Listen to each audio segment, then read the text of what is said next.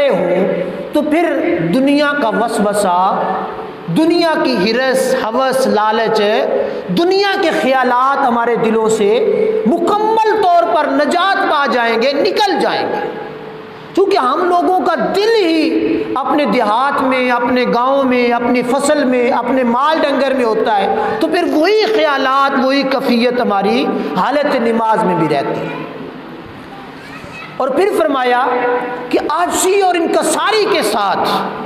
بندہ اللہ کی بارگاہ میں مکمل طور پر باادب ہو کر کھڑا ہو، اور پھر جب قرات کرے، قرات کو صحیح سمجھ کر اطمینان کے ساتھ ادا کرے، اس کے معنی، مطالب اور مخارج کو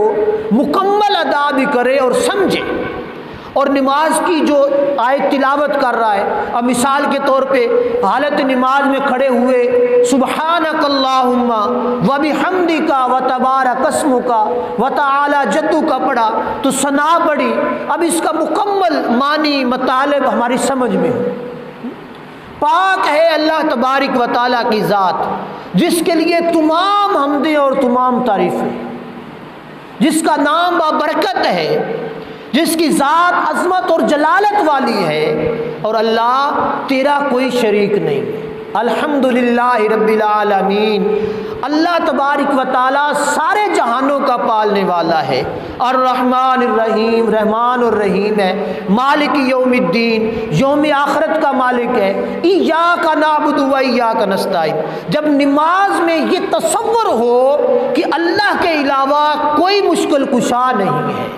جب نماز میں یہ تصور ہو کہ اللہ کے علاوہ کوئی رازق نہیں ہے، جب نماز میں الحمدللہ رب العالمین کے ساتھ یہ ہو کہ میرا مالک، میرا خالق، میرا پالنے والا، مجھے زندگی دینے والا، مجھے موت دینے والا، مجھے رزق دینے والا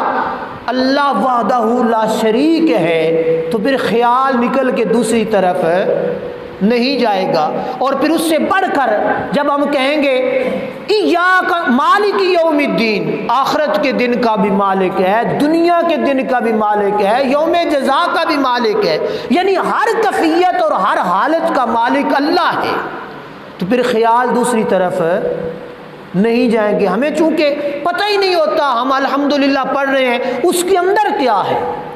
ہمیں سمجھ نہیں ہوتی، اور ہم لوگ پھر تفکر بھی نہیں کرتے، تدبر بھی نہیں کرتے، غور و خوض بھی نہیں کرتے۔ ہمارا یہ ہوتا ہے بس نماز پڑھی بس آیا۔ تو بڑے اطمینان کے ساتھ قرات کو مکمل سمجھ کر اطمینان کے ساتھ جب ہم پڑھیں گے تو پھر انشاءاللہ تعالی نماز کے اندر لطف بھی آئے گا،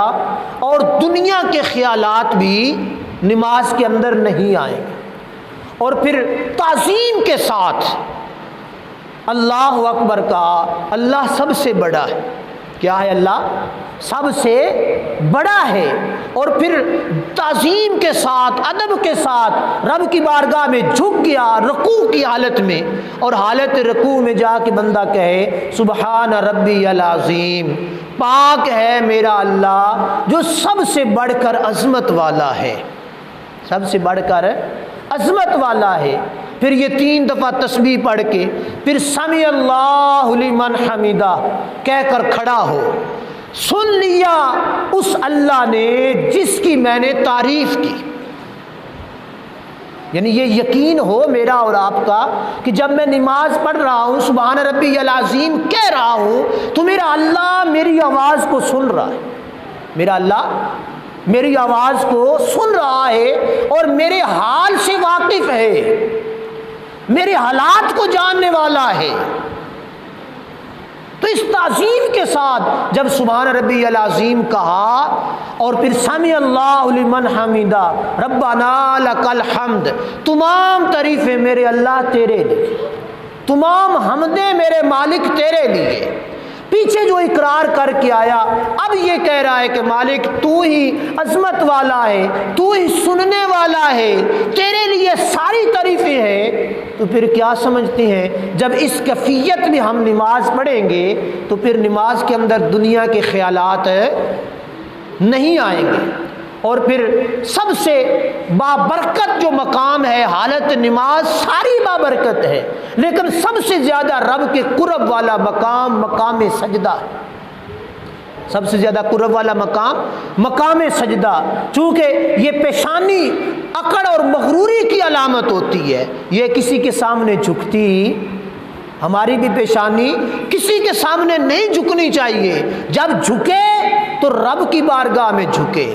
باری تعالیٰ میں نے اپنی جبین نیاز کو، اپنی پیشانی کو، اپنی ناک کو زمین پر رکھ دیا اور رکھ کر یہ کہتا ہے سبحان ربی الاعلیٰ، سبحان ربی الاعلیٰ، سبحان ربی الاعلیٰ، پاک ہے میرا اللہ سب سے اعلیٰ۔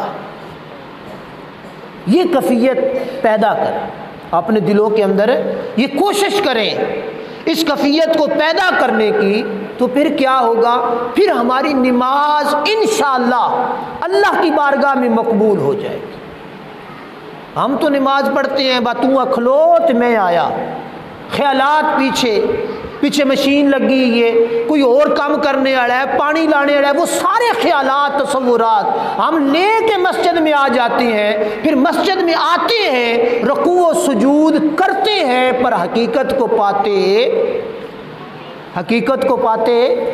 نہیں ہیں۔ حقیقت کو جب بندہ پا لے، حقیقت کی طرف جھک جائے، تو پھر کیا ہوتا ہے؟ پھر دنیا مافیا کی ہر برکت بھی نصیب ہوتی ہے، پھر اللہ تبارک و تعالیٰ کا قرب اور محبت بھی نصیب۔ ہم لوگوں کو میں ہمیشہ یہ بات عرض کرتا ہوتا ہوں، 40 50 60 سال ہمیں زندگی کے گزر گئے نمازیں پڑھتے ہوئے، روزے رکھتے ہوئے، نیکیاں کرتے ہوئے، پر ہماری حالت بدلی، حالت زار ہے، ذہنی طور پر اطمینان نہیں ہے، روحانی اور قلبی طور پر اطمینان اور سکون ہم لوگوں کو نصیب نہیں ہے۔ حالانکہ نماز کا تو ایک ہی سجدہ کافی ہے، اگر بندہ خلوص نیت کے ساتھ کرے۔